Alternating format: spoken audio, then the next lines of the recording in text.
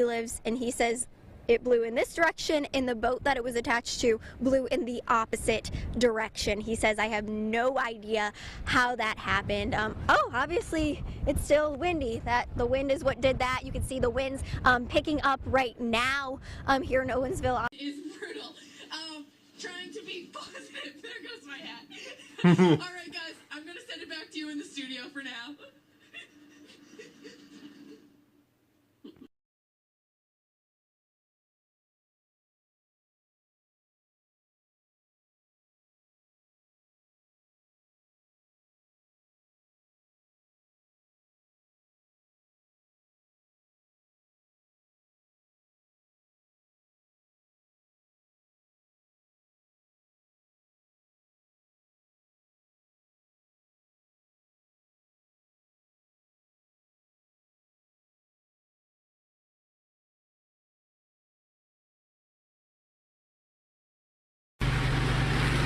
And you can see from here that this umbrella really isn't doing much good because of that wind. PSE&G says there are more than 1,600 customers on Long Island without power tonight. That's going away. From Long Beach, Allie Bauman, TV 1055. You tried your best, Allie. Good work. Stay safe out there. The conditions. People have been strolling along the beach strand. Did you hear? Bumpers. Local Blair White is welcome here. Let's go. You're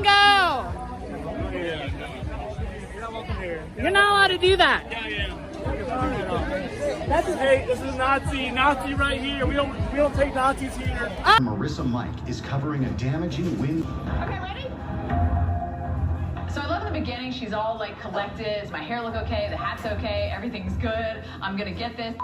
The wind is so bad here in Desert Hot Springs that it even knocked. Oh my God! That's a hot, dry wind. Your mouth gets dry and you don't even really know what you want to say.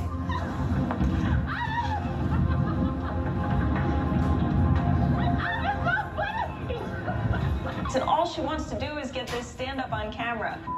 The wind is so bad here in Desert Hot Springs that it even caused a street. What is it called?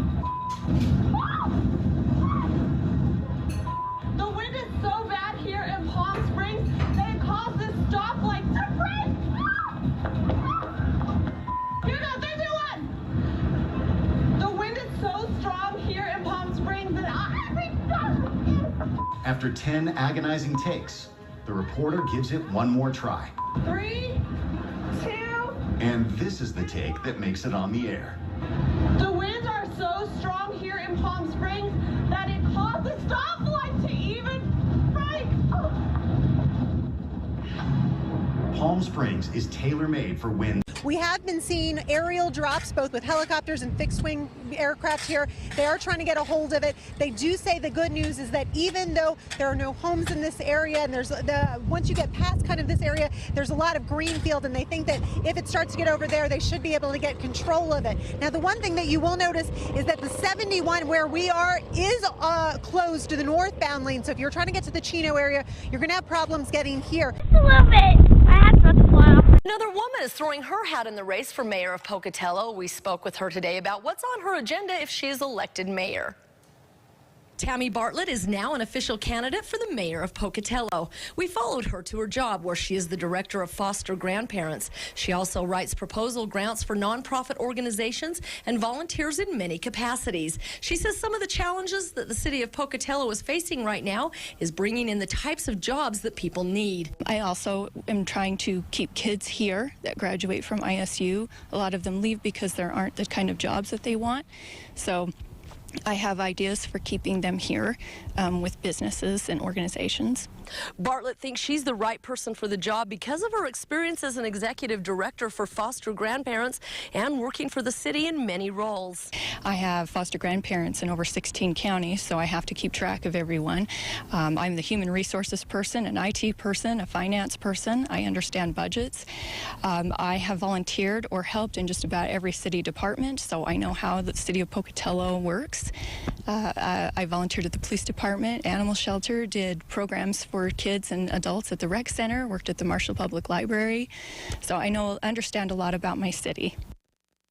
Total of 7 candidates are in the race for mayor. The incumbent Mayor Brian Blatt is among that list of candidates.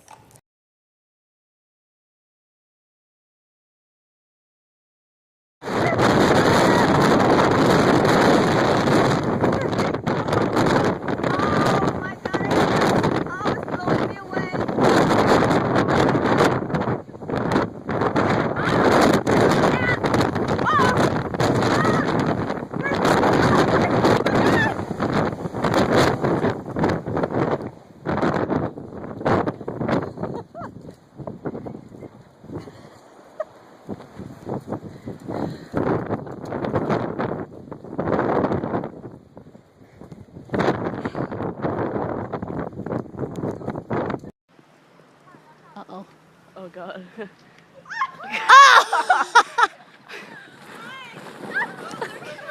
Hey, Mom, my trap worked. I put a bunch of fluffy snow on top so that they could get a face full.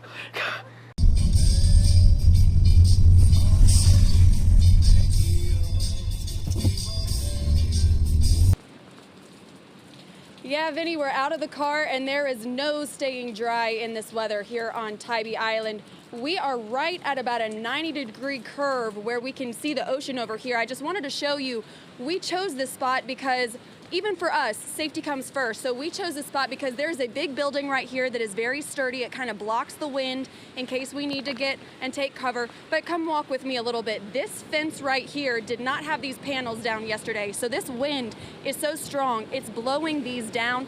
This sign used to be up on the fence. It is not anymore, and you can see straight through to the ocean now. And it looks like if you walk through there, that water and the tide is coming up close to this house right here. That fence where the dunes are, the dunes look soggy and wet and much smaller than they did yesterday. But let's walk around this way because these trees are flapping wildly in the wind. I think there are sustained winds at least 40 miles an hour.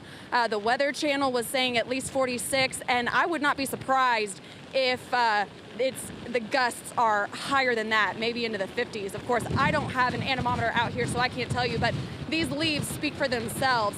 This is the road that comes into Tybee Island, and since it does pretty much a hairpin 90-degree turn, you get a perfect vantage point of the beach over here. So let's walk towards the ocean because I want to show you that. This wind right now, man, this is a gust. This is a crazy, I just lost my hat. I'll find that later.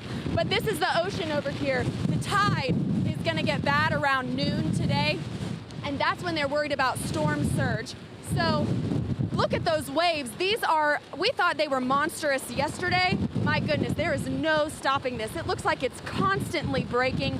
All of that white foam on top of the ocean, there is no stopping. I mean, it's crazy. Usually you would see a wave crash and then a little bit of time before the next swell crashes.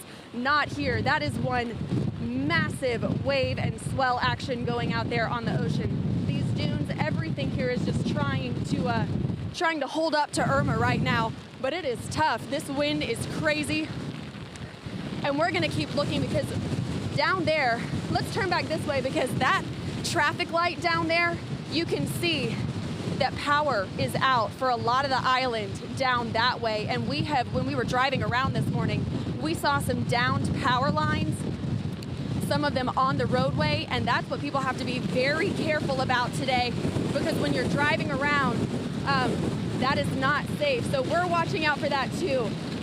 It's hard for me to look at the camera right now because of the sand and the rain. It's pelting my face, and it in this wind, it stings. Now I know 40 miles per hour doesn't sound very fast, especially if you're driving in a car, but when you're talking about wind coming off the coast and the ocean, 40 miles per hour or higher, that's tough. I mean, it's blowing us both around right now. This is crazy.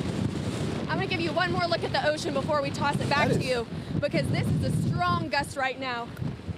And that ocean, that is what we're keeping an eye on as high tide rolls in because that's what the storm surge, those predictions are supposed to be between 4 and 6 feet. So we're gonna be watching the flooding right now. We don't see any major flooding at this point, but the worst is supposed to come between 10 and 3 o'clock today, so we'll keep you updated. Vinny, back to you. All right, Christy, I think we got one of those major surges right there of wind, a wind gust that hit Christy Etheridge there, and you can see what's happening. That's all the way on the East Coast.